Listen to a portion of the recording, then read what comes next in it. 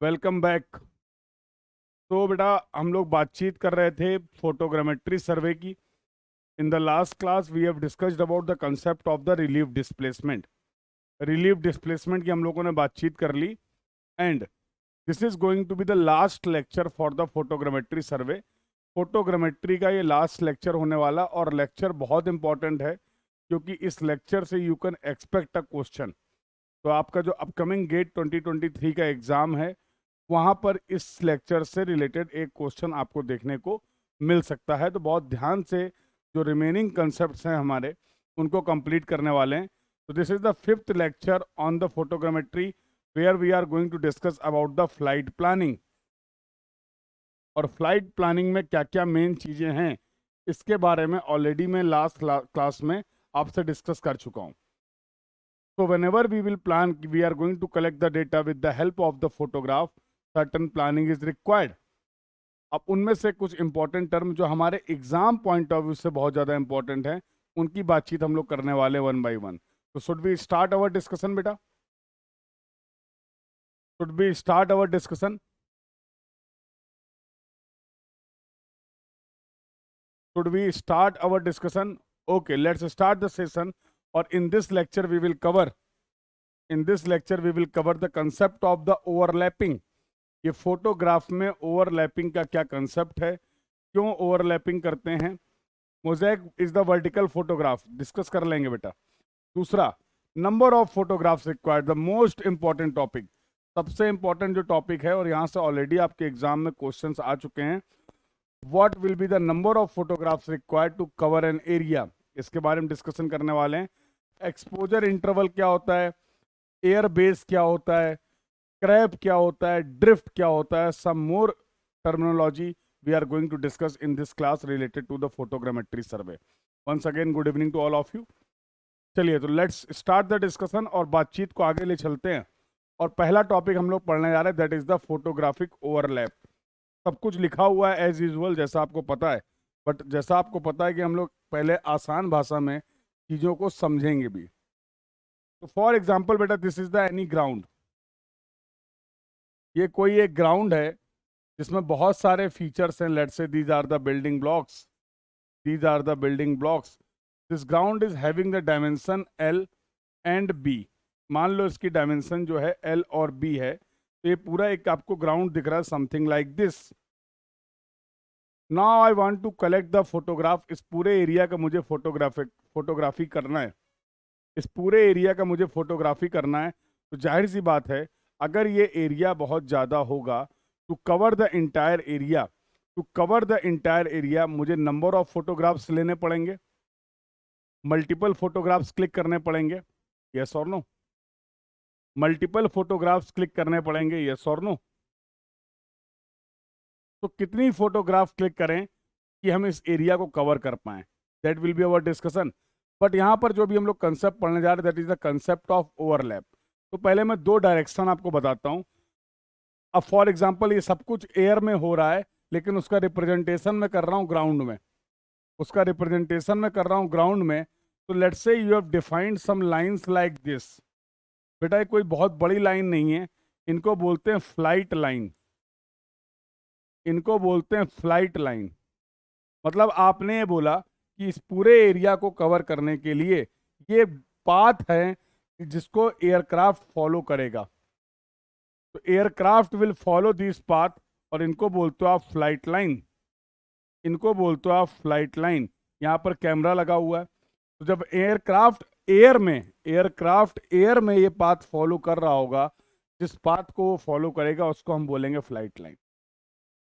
तो जाहिर सी बात है, फॉर एग्जाम्पल इस पर्टिकुलर पोजीशन पे उसने एक फोटोग्राफ क्लिक की, इस पर्टिकुलर पोजीशन पे एयर से एक फोटोग्राफ क्लिक की गई, तो this photograph will cover certain area of the ground. ये फोटोग्राफ जो आपने पहली फोटोग्राफ क्लिक की है, एक्सपोजर किया है, क्या ये ग्राउंड के कुछ एरिया को कवर करेगा? बोलो बेटा, क्या ये ग्राउंड के कुछ एरिया को कवर करेगा? तो इसी को आप दूसरे व्यू में भी देख सकते हैं। Let's see the another view, वो थोड़ा सा इजी होगा आपके लिए समझने के लिए। मान लो ये पूरा एरिया था, अब इसको कवर करने के लिए I have defined the multiple flight lines. I have defined the, let's say, 2 flight lines. ये flight line 1 हो गई, तो aircraft will move along this path, then aircraft will move along this path. तो जब हमारा एयरक्राफ्ट यहाँ पर आया होगा कहीं और इसने पहली फोटोग्राफ क्लिक की, तो मैं नहीं लगता करस्पॉन्डिंग टू दिस फोटोग्राफ इसने ग्राउंड का कुछ एरिया कवर किया होगा. तो this is the hedged area, जो फोटोग्राफ 1 में जो आपने ग्राउंड का एरिया कवर किया है. क्लियर है बेटा? क्लियर है? अगेन, और बाकी रिमेनिंग एरिया को कवर करने के लिए ये एयरक्राफ्ट आगे मूव करेगा, और let's say from here you are taking one other photograph, और ये एरिया आपने कवर कर लिया in the second photograph. This is the ground area that you have covered in the second photograph. अब यार तुम इतनी ऊंचाई से फोटोग्राफ क्लिक कर रहे हो, तो मैं नहीं लगता है ये बीच का कुछ एरिया था जो छूट गया. ये बीच का कुछ एरिया था जिसकी फोटोग्राफी नहीं हो पाई. ये बीच का कुछ एरिया था जिसकी फोटोग्राफी नहीं हो पाई. डेटा तो पूरे एरिया का चाहिए था ना. डेटा को तो पूरे एरिया का चाहिए था ना. फोटोग्राफ तो पूरे एरिया की चाहिए थी, तभी तो इन फोटोग्राफ्स को प्रोसेस करके हम कुछ इंफॉर्मेशन निकाल सकते थे. तो ऐसे हालात ना हो, ऐसे हालात ना हो, इसलिए जो आपकी डायरेक्शन ऑफ फ्लाइट है, क्या मैं इसको बोल सकता हूं लॉन्गिट्यूडनल डायरेक्शन? क्या मैं इसको बोल सकता हूं लॉन्गिट्यूडनल डायरेक्शन? तो if this is the longitudinal direction, this is going to be the lateral direction. This is going to be the lateral direction. तो मैंने यहां पर कंसेप्ट इंट्रोड्यूस किया बेटा ओवरलैप का. और ओवरलैप का कंसेप्ट क्या है कि whenever we will cover the area with the help of the photograph, हम फोटोग्राफ की ओवरलैपिंग करने वाले हैं. हम फोटोग्राफ की ओवरलैपिंग करने वाले हैं.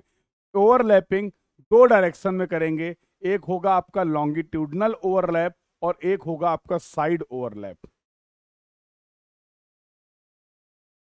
क्यों करेंगे? रीजन तुम्हें पता है, ताकि कोई भी एरिया हमारा स्किप ना हो, छूटे ना.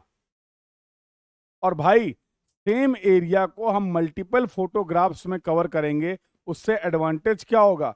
उन फोटोग्राफ्स को इंटरप्रेट करना हमारे लिए इजी हो जाएगा.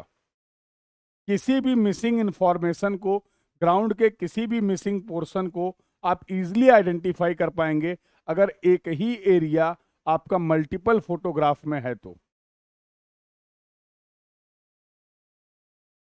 तो that's why we are introducing the concept of the overlapping. तो सही तरीका क्या है फोटोग्राफ लेने का? सही तरीका क्या है फोटोग्राफ लेने का? तो we will take the photograph something like this.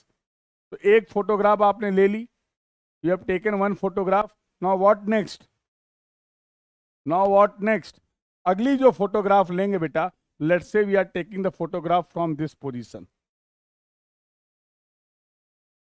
Let's say I am taking the next photograph, photograph 2 from this position, और इसके करेस्पॉन्डिंग अब मैं ये एरिया कवर कर रहा हूं. Now corresponding to the second photograph I am covering this area. तो मैं नहीं लगता है ये पोर्शन ओवरलैप हो गया. मतलब ये ग्राउंड का ये वाला पोर्शन पहली फोटोग्राफ में भी मिलेगा और सेकेंड फोटोग्राफ में भी मिलेगा.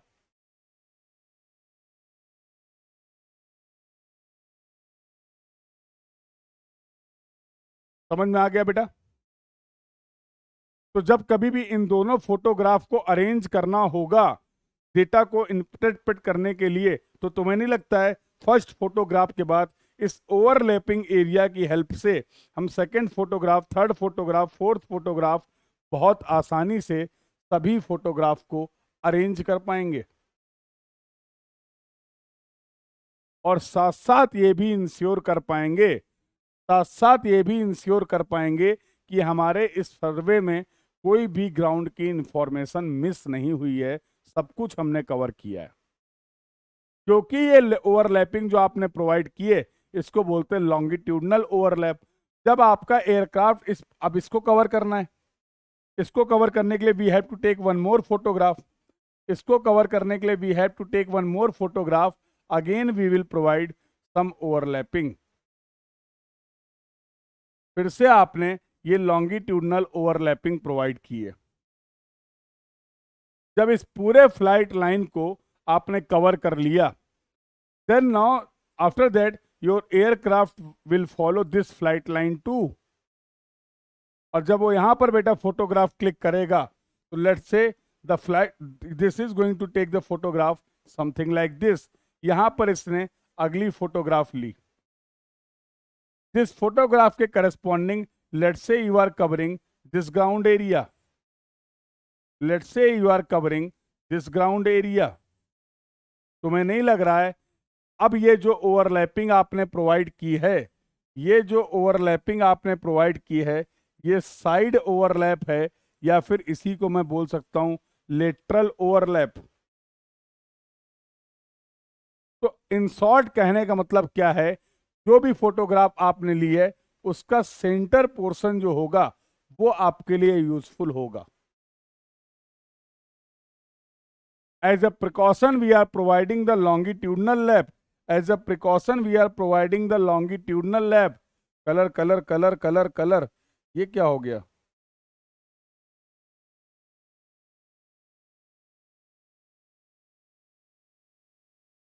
As a precaution, you are providing the longitudinal lab something like this, and you are providing the side lab something like this.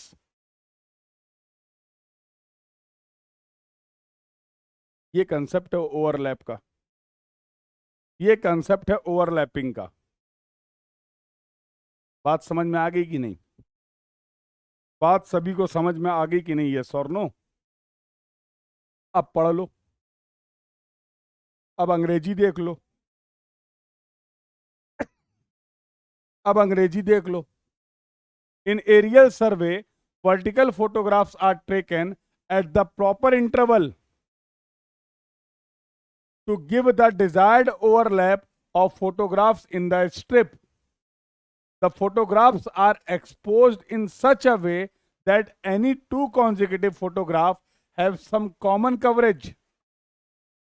This overlapping of the photograph along the flight strip is known as the longitudinal overlap. And इसको आप and lap भी बोल सकते हैं, forward overlap बोल सकते हैं, simply overlap बोल सकते हैं। लेटरल डायरेक्शन वाले को आप क्या बोल सकते हैं? लेटरल बोल दीजिए, साइड बोल दीजिए, सब बढ़िया है। जनरली जब आप फोटोग्रामेट्री करते हैं तो लॉन्गिट्यूडनल ओवरलैप हम रखते हैं अप टू 60%, और साइड लैप जो हम प्रोवाइड करते हैं वो 15 से 35% प्रोवाइड करते हैं। The discussion about the longitudinal lap and the lateral lap, side lap is clear to everyone? Is clear to everyone? Advantage क्या होते, सब बता दिया, सब बता दिया, बस लिखा हुआ है। एडवांटेज क्या होते हैं? The end lap gives the coverage of the entire strip from two view points. Photographic की एनालिसिस करने के लिए जो टेक्नोलॉजी हम यूज करते हैं उसको बोलते हैं स्टीरियोस्कोपी। ये जो अभी आप फोटोग्राफ ले रहे हैं, इनसे डेप्थ परसेप्शन, इनसे डेटा का इंटरप्रिटेशन, इसके लिए एक टेक्नोलॉजी, एक मेथड है जिसको बोलते हैं स्टीरियोस्कोपी। स्टीरियोस्कोपी में जो इंस्ट्रूमेंट यूज करते हैं उसको बोलते हैं स्टीरियोस्कोप, उसको बोलते हैं स्टीरियोस्कोप। तो जब आपके पास ओवरलैपिंग वाली फोटोग्राफ होती हैं तो स्टीरियोस्कोप में देखने पे उनका मेजरमेंट जो होता है वो आपके लिए आसान हो जाता है। क्लियर है बेटा? इन शॉर्ट अगर मैं बोलूं, बाय प्रोवाइडिंग द ओवरलैप हम अपनी इमेज प्रोसेसिंग की प्रक्रिया को थोड़ा सा बेहतर कर सकते हैं, आसान कर सकते हैं। This is the advantage, this is the advantage of providing the overlap. और कोई एडवांटेज है क्या सर? और कोई एडवांटेज है क्या सर? बिल्कुल है। Deterioration of the photograph caused by the tilt, जो टिल्ट की प्रॉब्लम हो रही थी, रिलीफ की जो प्रॉब्लम हो रही थी, ये आप क्या कर सकते हैं? ये एजेस पे ही होगी, और जिसकी वजह से अगर आपने ओवरलैपिंग कर रखी है तो आप उस एजेस वाले पोर्शन को क्या कर देते हैं, रिजेक्ट कर देते हैं। एनालिसिस के लिए फोटोग्राफ के उस पोर्शन को हम कंसीडर ही नहीं करेंगे। क्यों नहीं करेंगे? क्योंकि उसमें ऑलरेडी ओवरलैप्ड फोटोग्राफ है वो। तो सेंट्रल पोर्शन जो है हमारा फोटोग्राफ का, जिससे आपको इमेज की प्रोसेसिंग करनी है, उससे आप सही इमेज को, सही इंफॉर्मेशन को एक्सट्रैक्ट कर पाएंगे। और ऐसा क्यों हो पा रहा है? Because you have provided the longitudinal lab and side lab. because you have provided the longitudinal lab and side lab. It is side lab is not provided, some gaps of uncovered portion would be there, जिसकी वजह से क्या हो सकता है, आपका data miss हो सकता है, इंफॉर्मेशन मिस हो सकती है। बट किसी एक में तो करेंगे ना। क्यों एक में करेंगे? पूरे एरिया को कवर करेंगे with the help of the overlapping. जैसा मैंने अभी इस डायग्राम में आपको दिखाया बेटा, ये फोटोग्राफ में यहां तक का एरिया कवर हो रहा है, नहीं थी जरूरत, कोई बात नहीं, कुछ ज्यादा एरिया कवर कर लेंगे, लेकिन एक फोटोग्राफ ना क्लिक करनी पड़े उसके चक्कर में ये एरिया छोड़ थोड़ा देंगे। उसके चक्कर में इस रीजन से हम जो हमारा डिजायर्ड एरिया था उसको छोड़ तो नहीं देंगे ना, पूरा एरिया कवर करेंगे ना। जाहिर सी बात है, अगर ये एरिया आपको कवर करना था तो इसका कोई भी पोर्शन ऐसा ना हो कि जिसकी तुम्हारे पास फोटोग्राफी नहीं है। तो सर्वे करने का मतलब क्या हुआ? तो सर्वे करने का मतलब क्या हुआ? अब कुछ पोर्शन छूट गया है, दोबारा से हवाई जहाज लेके पहुंच जाएं, इतना आसान नहीं है। तो दो चार फोटोग्राफ अगर ज्यादा क्लिक कर लेंगे तो जीवन में कोई बहुत बड़ी तकलीफ नहीं आएगी। लेकिन अगर एक भी पॉइंट फोटोग्राफ का डेटा मिस हो गया तो खेल खराब हो जाएगा, तो खेल खराब हो जाएगा। फिर बहुत ज्यादा एफर्ट लगेंगे, फिर बहुत ज्यादा एफर्ट लगेंगे। क्लियर है बेटा? This point is clear to everyone? Yes और no? Everyone please confirm in the chat box. So I think the discussion about the overlapping is clear to everyone. बहुत बढ़िया। तो ये कंसेप्ट था ओवरलैपिंग का, ये कंसेप्ट था ओवरलैपिंग का। यहाँ से मेन खेल है area covered bye a photograph. बहुत सिंपल सी बातें हैं, कॉमन सेंस की बातें हैं, कोई मेथड वेथड नहीं है भाई, कोई मेथड वेथड नहीं है, सब सिंपल सी कॉमन सेंस की बात है, समझेंगे। अभी आपने बोला कि सर इस फोटोग्राफ के करस्पॉन्डिंग मैंने ग्राउंड में कुछ एरिया कवर किया है, इस फोटोग्राफ के करस्पॉन्डिंग मैंने ग्राउंड के कुछ एरिया को कवर किया है। लेकिन यार एक बात बताओ, अभी अभी तुमने ओवरलैपिंग भी कर दी है, अभी अभी तुमने ओवरलैपिंग भी कर दी है, तुम्हें नहीं लगता है कि अब जो नेट कवर एरिया होगा वो कम हो जाएगा? मेरा इच्छाएं सिर्फ इतनी है कि मैं ये जानना चाहता हूं कि एक फोटोग्राफ ने करस्पॉन्डिंग ग्राउंड का कितना एरिया कवर किया है। तो अगर मैं किसी भी तरीके की कोई भी ओवरलैपिंग नहीं प्रोवाइड कर रहा हूं, अगर मैं किसी भी तरह की कोई भी ओवरलैपिंग नहीं प्रोवाइड कर रहा हूं, तो मैं सिंपल बोल सकता हूं जो लेंथ और scale, let's say this is the length of the photograph, this is the width of the photograph, इसके करस्पॉन्डिंग कैपिटल एल और कैपिटल बी या फिर डब्ल्यू यूज कर लो, कितना आपने कवर किया है ये हम फाइंड आउट कर सकते हैं if we have not provided any overlapping. Length into scale, width into scale, multiply कर दिया, टोटल एरिया निकल आएगा। अरे इस स्मॉल एल के करस्पॉन्डिंग कितना कैपिटल एल होगा ये तो स्केल से बता सकते हैं। Scale is equal to map distance upon ground distance, photo distance upon ground distance. So we can easily relate this small l and capital L with the help of the scale। और vertical photograph का scale निकालना तुम्हें आता है, और vertical photograph का scale निकालना तुम सभी को आता है। तो ये तो कहानी तब वैलिड है जब ओवरलैपिंग नहीं करी है, लेकिन बिना ओवरलैपिंग के कोई भी फोटोग्राफ हम लेंगे नहीं, बिना ओवरलैपिंग के हम कोई भी फोटोग्राफ लेंगे नहीं, ये भी हम जानते हैं। Yes or no? So what we should do? क्या बोला गया? Number of photographs required to cover an area जब आपने नो ओवरलैपिंग की है। उसका पहले केस समझ लेते हैं, then we will see the concept of the overlap. तो भैया नंबर ऑफ फोटोग्राफ कितनी रिक्वायर्ड होंगी? कॉमन सेंस की बात है। अगर ये टोटल एरिया, चलो नो ओवरलैपिंग का केस देखो, मैं बोल रहा हूं ये टोटल ग्राउंड एरिया है, ये टोटल ग्राउंड एरिया ए है। एक फोटोग्राफ कितना ग्राउंड एरिया कवर कर रही है? Let's say one photograph is covering a ground area that is small A.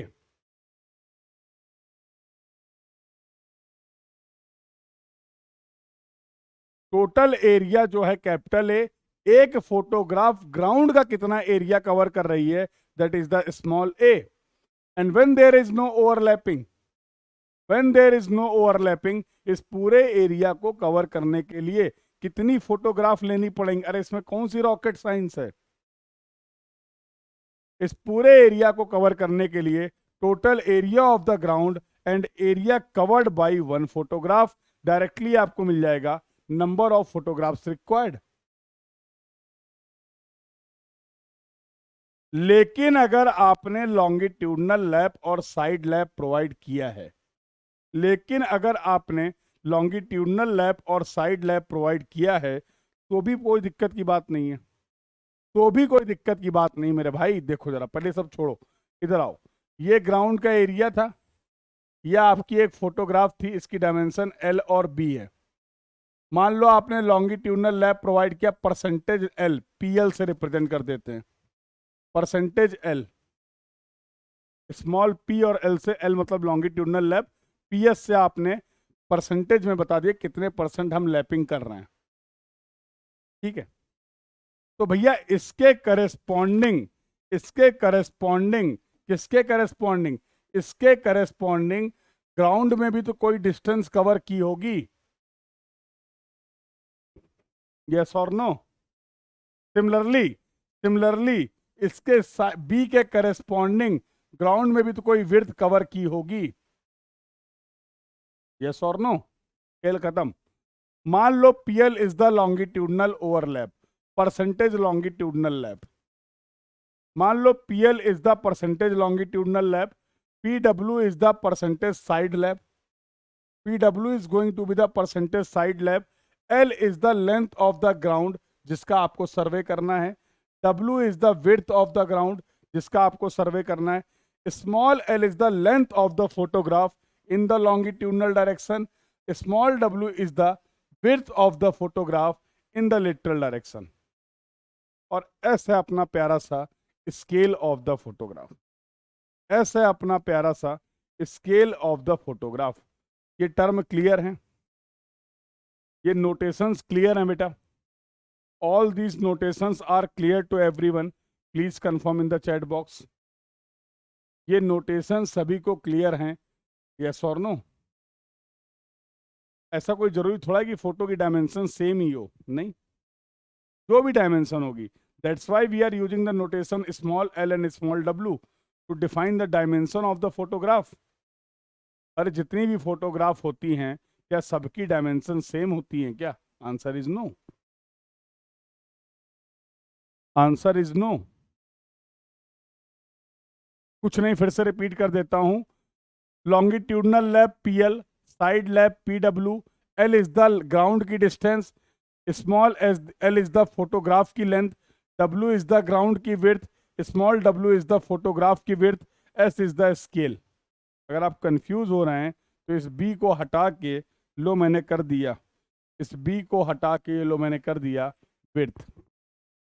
Small L और स्मॉल डब्ल्यू फोटोग्राफ की डायमेंशन है, कैपिटल एल और कैपिटल डब्ल्यू ग्राउंड की डायरेक्ट डायमेंशन है। क्लियर है? क्लियर है? चलें आगे। ओके, तो सर अब क्या करें?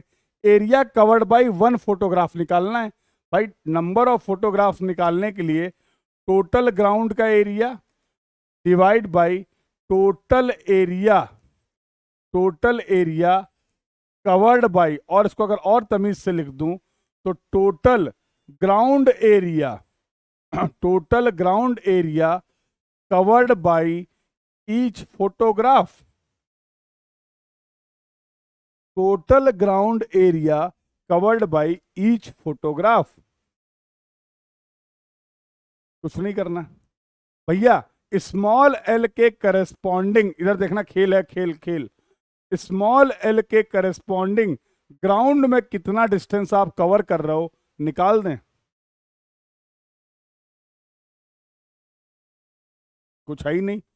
अगर मान लो परसेंटेज लॉन्गिट्यूडनल लैप 0 है तो भैया ये फोटो की डिस्टेंस, ये ग्राउंड की डिस्टेंस, बीच में लगा हुआ है स्केल, बीच में लगा हुआ है स्केल। अगर लॉन्गिट्यूडनल लैप 60% है 1 माइनस 0.6, अगर लॉन्गिट्यूडनल लैप 50% है 1 minus 0.5। With the help of the scale we can connect, with the help of the scale we can connect photo distance and the ground distance। तो एक photograph में L के responding, L के corresponding ground में कितनी length आप cover कर रहे हैं ये हम निकाल सकते हैं कि नहीं? बोलो बेटा। सिमिलरली फोटोग्राफ के विड्थ के करस्पॉन्डिंग, यहां पर स्मॉल w होगा, फोटोग्राफ के विड्थ के करस्पॉन्डिंग, फोटोग्राफ के विड्थ के करस्पॉन्डिंग हम ग्राउंड में कितनी विड्थ कवर कर रहे हैं ये भी तो निकाल सकते हैं। PW is the side lab, PW से रिप्रेजेंट कर दो, PS से रिप्रेजेंट कर दो, जैसे तुम्हारा मन हो वैसे रिप्रेजेंट कर दो।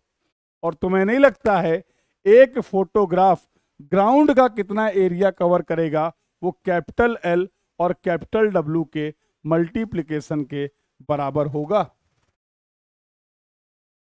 This will be the net ground area covered by each photograph, covered by one photograph।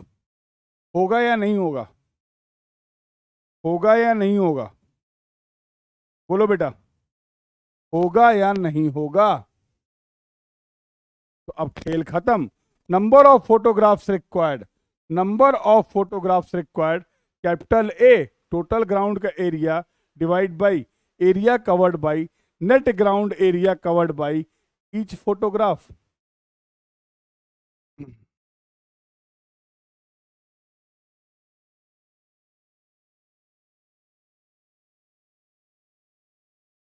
देखो बेटा, इस तरीके के नंबर ऑफ फोटोग्राफ में दो तरीके के सवाल बनते हैं।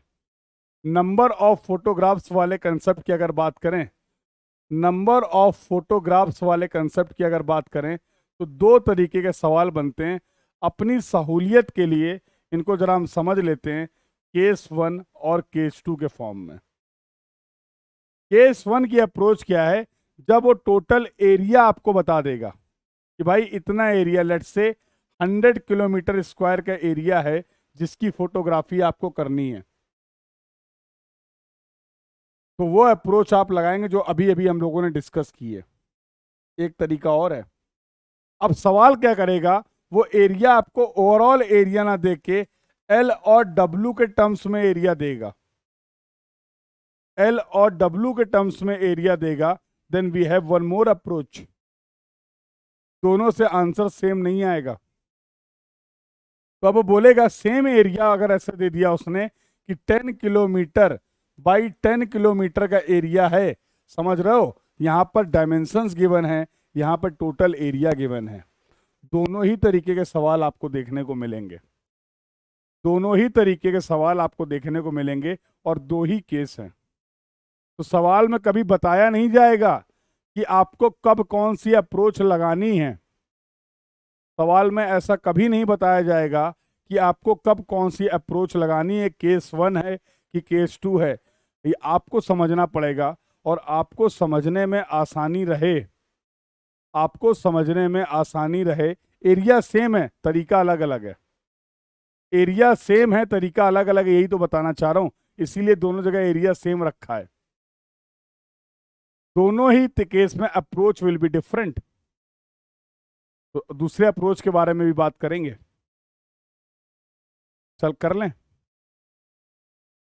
तो जब हमें टोटल एरिया पता है तो हम ये कंसेप्ट लगाएंगे, number of photographs will be equal to A by A, जो अभी आपने पढ़ा है, जो अभी आपने पढ़ा है.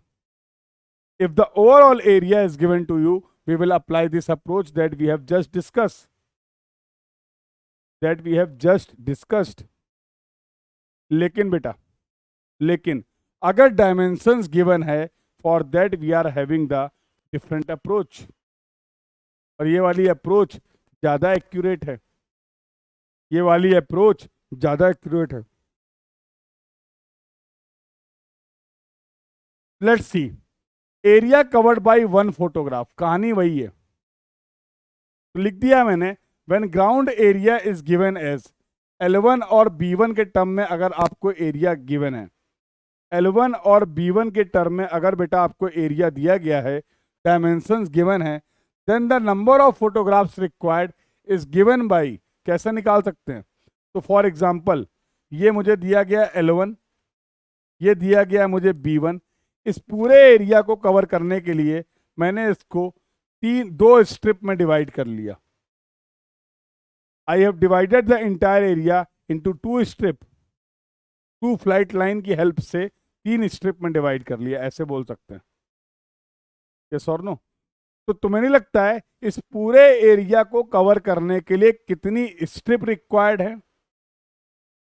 इस पूरे एरिया को कवर करने के लिए कितनी स्ट्रिप रिक्वायर्ड है? अगर हम ये निकाल लें और ये भी पता कर लें कि एक स्ट्रिप में कितनी फोटोग्राफ रिक्वायर्ड है, एक स्ट्रिप में कितनी फोटोग्राफ रिक्वायर्ड हैं, तो मैं नहीं लगता है मेरे लाल, अगर इन दोनों बातों का, इन दोनों टर्म का मल्टीप्लाई कर देंगे तो नंबर ऑफ फोटोग्राफ्स पता चल जाएंगी. अगेन आई एम रिपीटिंग, फिर से मैं रिपीट कर रहा हूं, अगर इस पूरे एरिया को कवर करने के लिए मैं कैलकुलेट कर लूं नंबर ऑफ स्ट्रिप्स कितनी होंगी, और ये भी मैं कैलकुलेट कर लूं कि एक स्ट्रिप में कितनी फोटोग्राफ हमें क्लिक करनी है, तो इन दोनों का मल्टीप्लिकेशन क्या आपको टोटल नंबर ऑफ फोटोग्राफ्स बता देगा टू कवर दिस एरिया? बोलो बेटा, to cover this area, yes और नो? यस और नो? कोई फॉर्मूला नहीं है, कोई फॉर्मूला नहीं है, सारा बेसिक का गेम है. सभी बेसिक कंसेप्ट को आप अप्लाई कर रहे हैं. एक टॉफी 1 रुपए की मिलती है तो 5 टॉफी कितने की मिलेंगी? 15 टॉफी 15 रुपए की मिलती है तो एक टॉफी कितने रुपए की मिलेंगी? बस वही खेल चल रहा है, बस वही खेल चल रहा है, बस वही खेल चल रहा है. एंड आई होप आप इस खेल को अच्छे से समझ पा रहे हैं.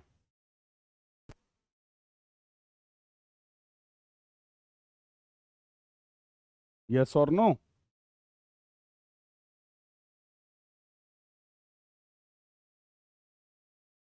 देखो क्या बोलना है मैंने, N1 is the number of photographs in each strip. Her strip में कितनी फोटोग्राफ रिक्वायर्ड है वो है N1. इस पूरे एरिया को कवर करने के लिए कितनी स्ट्रिप रिक्वायर्ड है वो है N2. अरे मेरे लाल, अरे मेरे लाल, अगर ये सब कुछ पता चल गया है तो number of photographs required,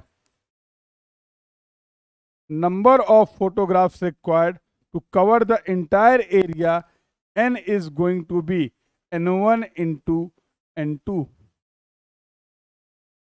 n is going to be N1 into N2. होगा या नहीं होगा? होगा या नहीं होगा?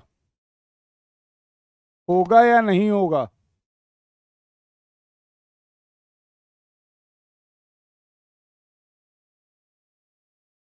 तो अब बचा क्या?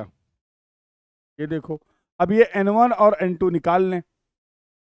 10 net length covered by each photograph. पता है तुम्हें एक फोटोग्राफ कितना ग्राउंड का लेंथ कवर कर रहा है? अभी बताया. Net length covered by width covered by each photograph. Width भी पता आपको, विड्थ भी पता है. विड्थ भी पता है। अरे यार, ये टोटल डायमेंशन थी L1, ये टोटल डायमेंशन थी W1। तो मुझे क्या बता सकते हो, इस पूरे एरिया को कवर करने के लिए कितनी स्ट्रिप्स रिक्वायर्ड होंगी? इस टोटल एरिया को कवर करने के लिए कितनी स्ट्रिप्स रिक्वायर्ड होंगी? कैसे पता चलेगा? तो भैया, टोटल विड्थ जो है वो W1 है, टोटल विड्थ जो है वो W1 है, टोटल विड्थ जो है बेटा वो W1 है।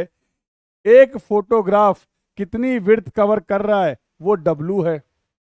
एक फोटोग्राफ स्मॉल W के करस्पॉन्डिंग कितनी विड्थ कवर कर रहा है? वो कैपिटल W है। तो W डिवाइड बाई W, एक एक्स्ट्रा स्ट्रिप ले लें ताकि कोई भी एरिया छूट ना जाए। एक एक्स्ट्रा स्ट्रिप ले लें ताकि कोई भी एरिया छूट ना जाए। क्या इस तरीके से नंबर ऑफ स्ट्रिप्स निकाल सकते हैं? बोलो बेटा, बोलो। सिमिलरली, सिमिलरली अगर मैं बात करूं, एक स्ट्रिप में कितनी फोटोग्राफ रिक्वायर्ड हैं? Number of photographs required, number of photograph required in each strip, एक स्ट्रिप में कितनी फोटोग्राफ रिक्वायर्ड हैं? तो टोटल लेंथ कवर करनी है आपको L1। स्मॉल एल के करस्पॉन्डिंग, स्मॉल एल के करस्पॉन्डिंग जो ग्राउंड में डिस्टेंस आप कवर कर रहे हैं वो है कैपिटल L। अगेन तो कहना इससे L1 plus L, L1 by L plus 1।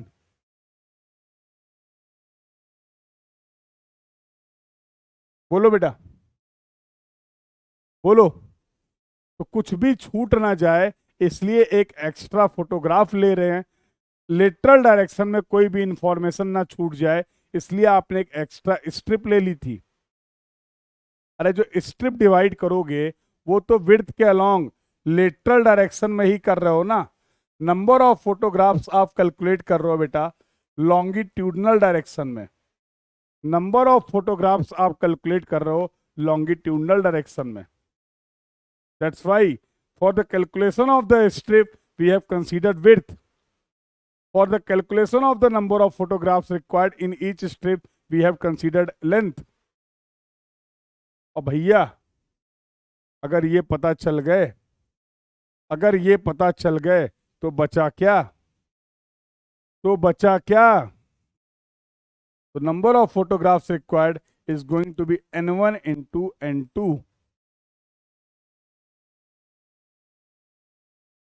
The point is clear to everyone. तो कितनी स्ट्रिप्स रिक्वायर्ड हैं ये कैलकुलेट कर लीजिए, कितनी फोटोग्राफ रिक्वायर्ड है हर स्ट्रिप में ये कैलकुलेट कर लीजिए, नंबर ऑफ फोटोग्राफ्स पता चल जाएंगी। ये अप्रोच कब लगेगी?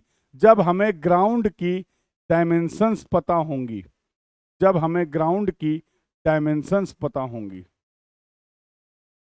जब हमें ग्राउंड की डायमेंशंस पता होंगी। अगर ओवरऑल एरिया पता है, apply case 1, capital A by small a, capital A by small a।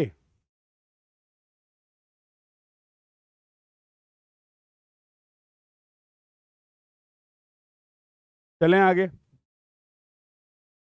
चलें आगे बेटा। तो ये एक इंपॉर्टेंट डिस्कशन था। You will find question in DPP, जरूर उन क्वेश्चंस को अटेम्प्ट करिए। बता दिया जाएगा बेटा, सवाल में बताया जाएगा, मुझे क्या पता। सवाल में बताया जाएगा कि जो सर्वे वहां पर किया गया था वहां पर लॉन्गिट्यूडनल लैप कितना था, वहां पर साइड लैप कितना था, स्केल कितना था, सारी इंफॉर्मेशन आपको गिवन होगी। तो अभी हम लोगों ने केवल कंसेप्ट डिस्कस किया है, हम लोग न्यूमेरिकल्स भी देख लेंगे नेक्स्ट क्लास में। बट बिफोर दैट आप सभी लोग इन कंसेप्ट्स को अप्लाई जरूर करिए और खुद से करिए। So you will find some question in your DPP related to the calculation of the number of photographs required. Approach मैंने डिस्कस कर लिए हैं, केसेस मैंने डिस्कस कर लिए हैं, और कुछ भी ऐसा नहीं था कि हम लोगों ने डिराइव किया है, सब कॉमन सेंस से खेला भाई। सब कॉमन सेंस से खेला है और उसी तरीके से पूरा एक्सप्लेनेशन भी आपको प्रोवाइड किया गया है। उसी तरीके से पूरा एक्सप्लेनेशन भी आपको प्रोवाइड किया गया है। तो सबसे इंपॉर्टेंट फ्लाइट प्लानिंग का सबसे इंपॉर्टेंट टॉपिक था calculation of the number of photographs required to cover an area, and that we have discussed in detail. Detail में हम लोगों ने उसके बारे में बातचीत कर ली है। बिल्कुल एक्स्ट्रा स्ट्रिप लेनी पड़ेगी बेटा, एक्स्ट्रा फोटोग्राफ लेनी पड़ेगी।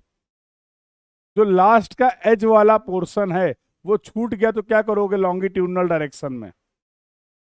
लेटरल डायरेक्शन में अगर कोई पोर्शन छूट गया जो फोटोग्राफ में कवर नहीं हुआ था, तो for that we will go for one more strip, we will go for one more photograph in each strip to make sure पूरा एरिया आप कवर कर रहे हैं, पूरा एरिया आप कवर कर रहे हैं, ग्राउंड की कोई भी इंफॉर्मेशन नहीं छूट रही है।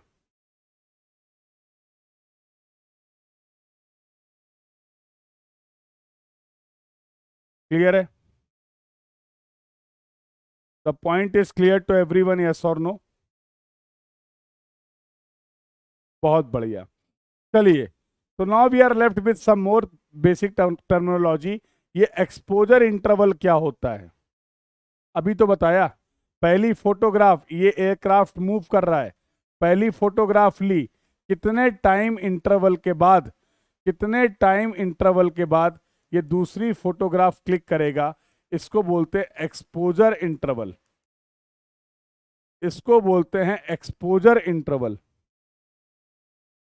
सर कब तक खत्म हो जाएगा सर्वे? कल। Tomorrow will be the last class, will be the last session of the surveying. तो कल हम लोग पहले लेक्चर में बात करेंगे जीपीएस, जीआईएस और रिमोट सेंसिंग के बारे में, और लास्ट लेक्चर में कुछ माइनर इंस्ट्रूमेंट्स जैसे टोटल स्टेशन के बारे में बात कर लेंगे, ईडीएम के बारे में बात कर लेंगे। ये बातचीत करके अपने डिस्कशन को हम लोग क्लोज करेंगे।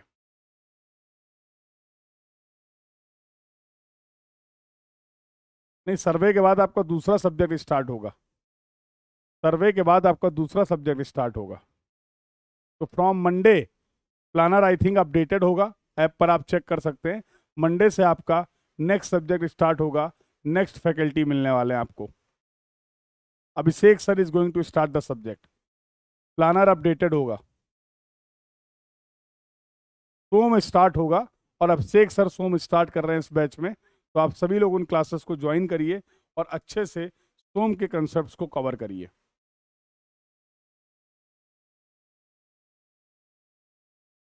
मेरी मुलाकात होगी आपसे अब इसके बाद।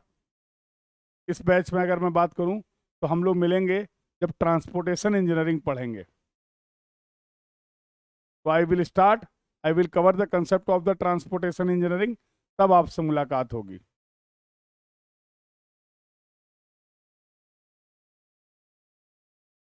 कल अपनी टाइमिंग एज इट इज है, 7 to 9 वाला स्लॉट रहेगा और 9:30 to 11:30 वाला स्लॉट रहेगा।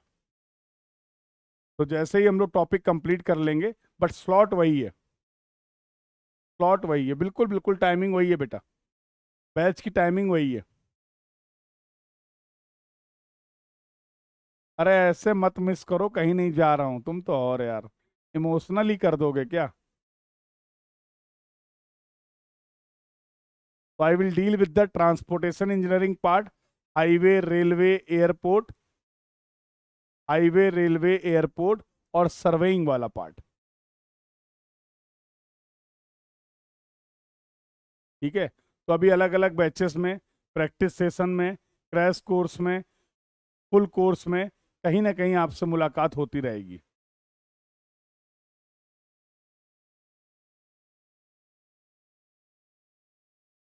अरे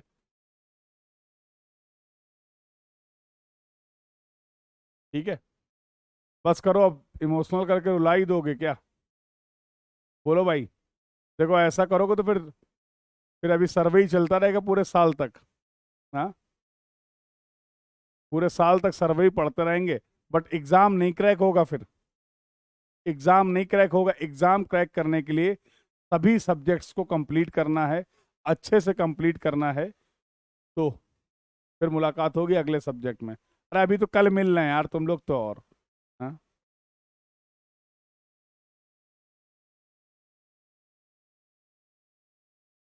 हम्म,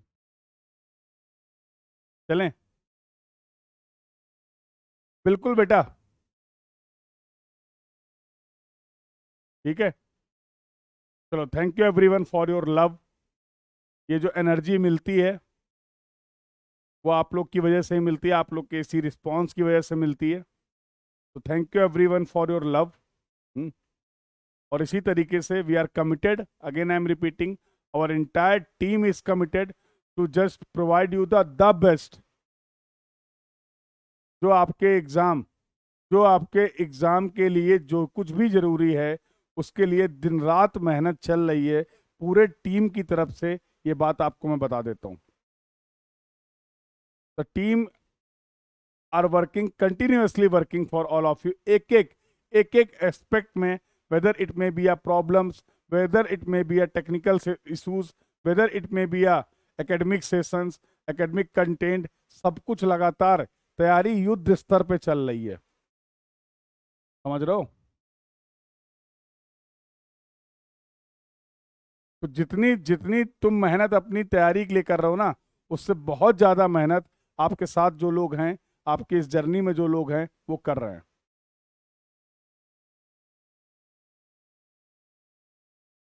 ठीक है। इसीलिए मैं वो आपको बोलता हूँ, थोड़ा सा इम्पेशंस रखना है हमें, और थोड़ा सा भरोसा रखना है।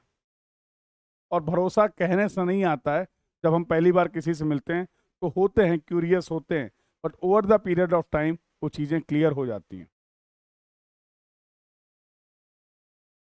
शायरी नहीं आती मेरे को यार, शायरी वायरी सच में मेरे को नहीं आती। ठीक है। मुझे जो आता था मैंने तुम्हें बता दिया, बस यही आता मुझे, इसके अलावा कुछ नहीं आता। जो कुछ भी मुझे आता था वो मैंने तुम्हें सब बता दिया है। थोड़ा बहुत जो बचा हुआ है वो कल बता दूंगा। हम्म। ठीक है। तो अभी बहुत सारे आपके सेशंस हैं, वहां पर आप लोगों से मुलाकात होती रहेगी। सॉन्ग, तुम्हें लगता है मेरी आवाज़ सुन के कि हम सॉन्ग भी सुना पाएंगे तुम्हें? हाँ?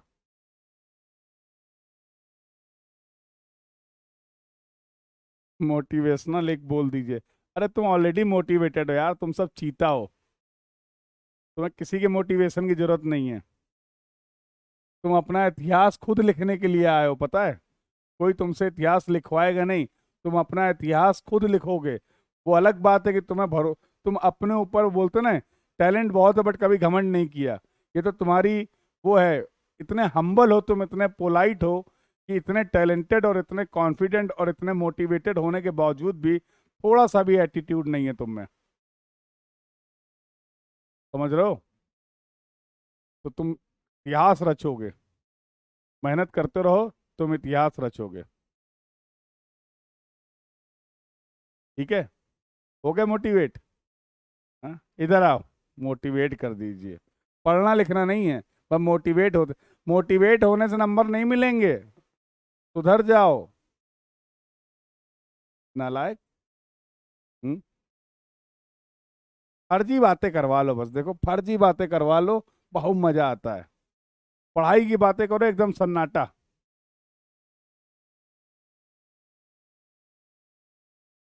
हम्म।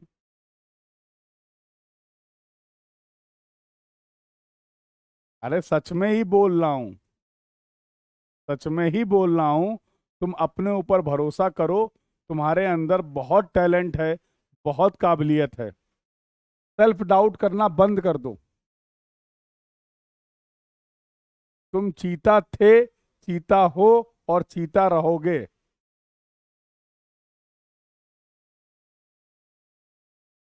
समझ रहे हो? चलिए। तो now we are having some more terminology. एक दो टर्मिनोलॉजी और हैं, और उनको डिस्कस करके we are going to close the session for photogrammetry. Photogrammetry की बातचीत हम लोग कंप्लीट कर लेंगे। आइए। तो एक्सपोजर इंटरवल की बात कर रहे थे, कुछ नहीं करना। मान लो v is the ground speed of the aircraft. मान लो capital V is the ground speed of the photograph, L is the ground distance, L is the ground distance covered along the flight line. अरे L तो तुम्हें पता ही है, 1 minus P L into S into L. अरे हम कहीं नहीं जा रहे, हम यहीं हैं, सब्जेक्ट खत्म हो रहा है सर, यहीं है, बस हो गया, हाँ, हो गया हो गया, इधर आओ, ठीक है। अगला देखो, the time interval between the two successive interval, two successive exposure क्या हो जाएगा? अरे भैया, चाल बराबर दूरी बटे समय, चाल बराबर दूरी बटे समय, velocity is equal to distance upon time. नहीं निकाल पाओगे टाइम? बहुत बहुत कठिन कंसेप्ट लगेगा क्या? अरे भैया, मुझे पढ़ाया गया था बचपन में, चाल बराबर दूरी बटे समय। अंग्रेजी मीडियम वालों को पढ़ाया गया था velocity is equal to distance upon time. Time की वैल्यू, समय की वैल्यू नहीं निकाल पाओगे अगर दूरी और चाल पता है। अगर एयरक्राफ्ट कितनी दूरी कवर कर रहा है, एक अगर एयरक्राफ्ट किस स्पीड से मूव कर रहा है, तो किस एक्सपोजर इंटरवल में, किस टाइम इंटरवल में ये फोटोग्राफ क्लिक किए गए होंगे, ये नहीं बता पाओगे। बोलो भाई, बता लोगे ना? खेल खत्म। तो now let's see the one more terminology, that is the airbase. पूछ लेते, कभी कभी थ्योरेटिकली पूछ लेते हैं, तो इसलिए डेफिनेशंस पता होनी चाहिए। एयरबेस क्या होता है? The distance covered by, the distance covered by an aircraft between the two successive exposure. एक एक्सपोजर, फोटोग्राफ यहां पर क्लिक करी गई है, एक फोटोग्राफ यहां पर क्लिक करी गई है, ये दोनों कैमरे की पोजीशन आपको दिखाई गई हैं, इसी के दोनों के बीच के डिस्टेंस को आप बोलते हैं एयरबेस। इसी के बीच के डिस्टेंस को आप बोलते हैं एयरबेस। इसी के बीच के डिस्टेंस को बेटा आप बोलते हैं एयरबेस। नाउ यहां से भी सवाल आते रहते हैं अलग अलग एग्जाम में, ये टर्म भी इंपॉर्टेंट हैं और इनके बारे में भी हम लोग बात करेंगे। Curb and drift, sorry crab and drift, crab and drift. Curb पढ़ेंगे हम लोग हाईवे में, तो मॉर्निंग में आपकी हाईवे क्लास चल रही है, तो अभी हम लोग इस बैच में भी पढ़ेंगे, डिटेल में पढ़ेंगे, अभी क्रैश कोर्स चल रहा है। क्रैब एंड ड्रिफ्ट का कंसेप्ट क्या है? सिंपल सा कंसेप्ट समझो। आपने बोला angle formed between the flight line and the edges of the photograph in the direction of flight, in the direction of the flight. क्या बोले? जैसे फॉर एग्जांपल, ये एरिया कवर करने के लिए, ये एरिया कवर करने के लिए आपने ये डायरेक्शन ऑफ फ्लाइट बताई कि सर ये हमारी स्ट्रिप है, तो तुम तो ये चाहते थे कि जिस समय तुम फोटोग्राफ क्लिक करो तुम्हें ऐसी फोटोग्राफ्स मिलें, तुम्हें ऐसी फोटोग्राफ्स मिलें, पर तुम्हें नहीं लगता है क्योंकि हमारा एयरक्राफ्ट मूव कर रहा है, क्योंकि हमारा एयरक्राफ्ट मूव कर रहा है तो थोड़ा बहुत इसके प्लेन में डिटोरिएशन होगा। बोलो, तो हो सकता है अगली फोटोग्राफ कुछ इस तरीके से मिल जाए, अगली फोटोग्राफ कुछ इस तरीके से मिल जाए।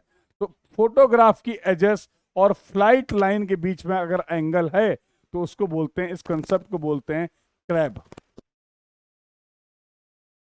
Again I am repeating, angle form between the flight line and the edges of the photograph in the direction of flight, in the direction of flight, उसको आप बोलते हैं कंसेप्ट ऑफ क्रैब।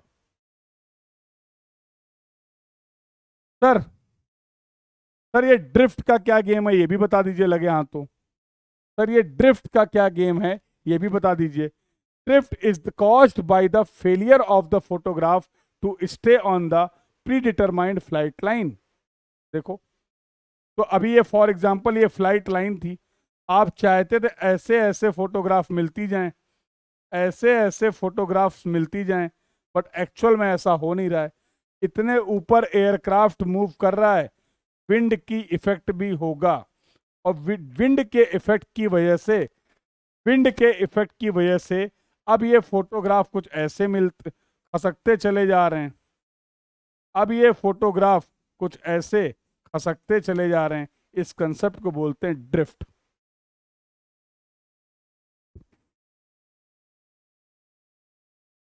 कह रहे हैं सर क्रैब और tilt same लग रहा, देख रहे हो कंपैरिजन का लेवल देख रहे हो। Tilt was the angle formed between the camera axis and vertical axis. ये तुम्हारा कैमरा है, ये तुम्हारा कैमरा है, इसकी इच्छाएं ये थी कि ये ऐसे मूव करे सीधा सीधा, और फोटोग्राफ क्लिक करता रहे। विंड की वजह से ये इस तरीके से डेविएट होता चला जा रहा है, इसको बोलते हैं ड्रिफ्ट। ड्रिफ्ट हो गया, फ्लाइट लाइन से भटक गया। फोटोग्राफ क्लिक करते समय हम चाहते थे कि ये फोटोग्राफ इस तरीके से मिले, बट इतने हाई वेलोसिटी से मूव करने की वजह से, इतने हाई एल्टीट्यूड की वजह से ये क्या हो रहा है, ये प्लेन जो था वो इस तरीके का ना मिलके फोटोग्राफ का प्लेन ऐसा मिल रहा है। ये आपकी इच्छाएं थी, आप ऐसा फोटोग्राफ चाह रहे थे प्लेन, लेकिन फोटोग्राफ ऐसा क्लिक हो जा रहा है। इसको बोलते हैं क्रैब, इसको बोलते हैं क्रैब। कर दिया बेटा, रिपीट कर दिया। तो in this way, in this way we have completed, in this way we have completed the discussion for the photogrammetry survey। आज की इसी क्लास के बाद, आज की इसी क्लास के बाद आपको number of photographs, number of photograph से रिलेटेड दोनों केस के न्यूमेरिकल सॉल्व करने हैं। ये है आपका होम असाइनमेंट, हो जाएगा। ये है आपका होम असाइनमेंट। कहीं पे भी कोई भी डाउट और कोई क्वेरी रह जाएगा, कोई भी प्रॉब्लम आएगी, you can discuss with me in the next class, you can discuss with me in the next class. तो कल के टॉपिक क्या हैं? बहुत बेसिक टॉपिक बचे हुए हैं जिनको हम लोग कल कंप्लीट कर लेंगे। तो now we are left with the GPS basics, इन सभी का बेसिक, इन सभी का basic, GIS, remote sensing, EDM के बारे में बात कर लेंगे, टोटल स्टेशन के बारे में बात कर लेंगे। तो now we are left with these topics. Question मिलेंगे बेटा, डीपीपी मिलेंगे। तो I hope the entire discussion till the photogrammetry, not only the photogrammetry, till the photogrammetry in surveying is clear to everyone। तो कल एक काम कर लेना, कल एक काम कर लेना, कोशिश करो पूरे सर्वेइंग को जो अब तक पढ़ा है समय निकाल के रिवाइज करके आओ। और कहीं पे भी अगर कुछ छोटे छोटे डाउट्स हैं, क्वेरी हैं किसी भी टॉपिक में, तो तुम मुझसे क्लियर कर सकते हो। अब तो पूरा सर्वेइंग पढ़ा दिया है ना, अब कहीं से भी पूछो। शुरू में पढ़ाना शुरू कर रहा था, पूछ रहे थे सर टेक्योमेट्री क्या होता है, सर को खुद ही नहीं पता था टेक्योमेट्री क्या होता है। अब तुमको पढ़ाते पढ़ाते पूरा पढ़ लिया है? अब पूछ लो। So whatever topic we have discuss, अगर कहीं पे किसी को कोई प्रॉब्लम आ रही, कोई दिक्कत आ रही है, कोई भी डाउट्स आ रहे हैं, तो आप कल क्लास में डिस्कस कर सकते हैं। Tomorrow is going to be the last class for this course, ठीक है?